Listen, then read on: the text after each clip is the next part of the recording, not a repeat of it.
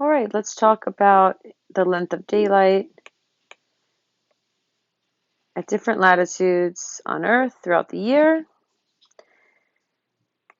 The summer solstice is a date that happens on June 21st. And this is when Earth's axis is tilted towards the sun. So here's the axis, here's the equator.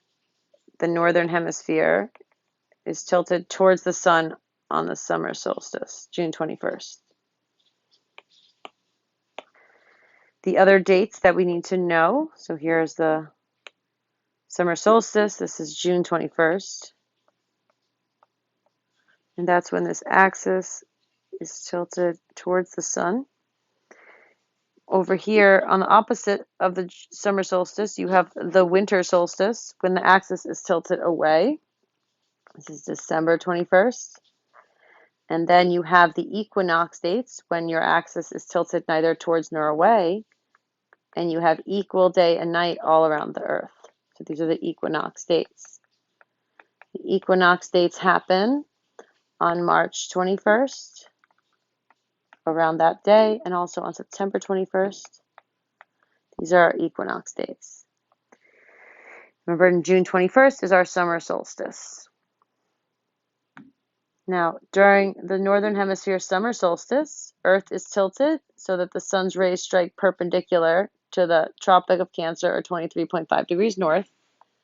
That means that if you are at 23.5 degrees north,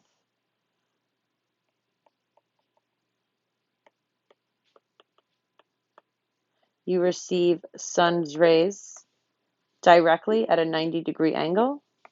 So the sun is direct at 23.5 degrees north on the summer solstice, which is June 21st.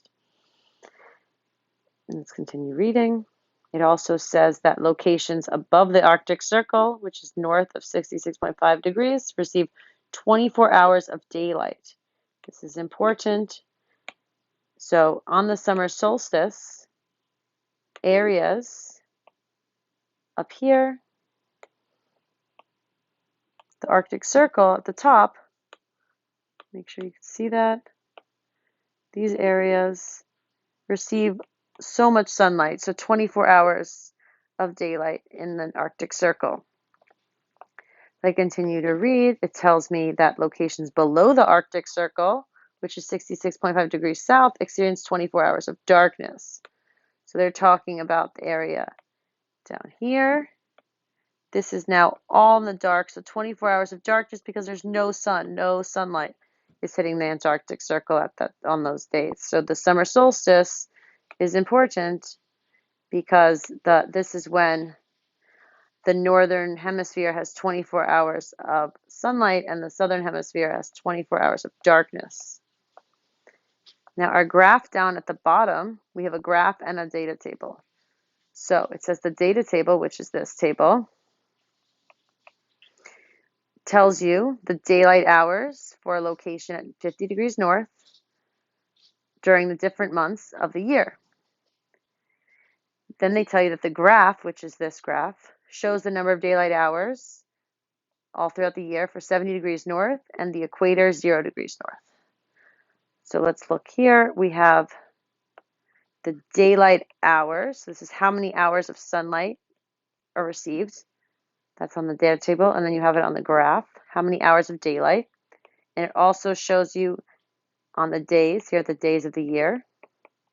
Here they show you the days of the year. And then they tell you about different latitudes. So here you have 50 degrees north. Here you have 70 degrees north, which is this whole line. This represents the information about 70 degrees north. And then you have, the equator, which is 0 degrees. Right? So you have information about 50 degrees north, 70 degrees north. This is a bad color for that, I think. We should do this other color. So here's 70 degrees north. And the equator and 50 degrees north, right? So you have 3 different latitudes and you have different information. Now, if I want to look at these specific dates, March 21st, you see that 50 degrees north has 12 hours of daylight. September 21st has 12 hours of daylight. March 21st, September 21st. If I go up, I see everywhere is experiencing 12 hours of daylight. That's because these are the equinox dates. So equinox. And that's because Earth is not tilted towards or away from the sun, and everywhere on Earth receives equal hours of sunlight. Notice also, I'm going to point out to you that the equator always receives 12 hours of sunlight. So all throughout the year, the equator receives 12 hours of sunlight pretty consistently. And one more thing I'm going to point out to you is that this is all for 70 degrees north, right, which is above the Arctic Circle. So 70 degrees north is up here.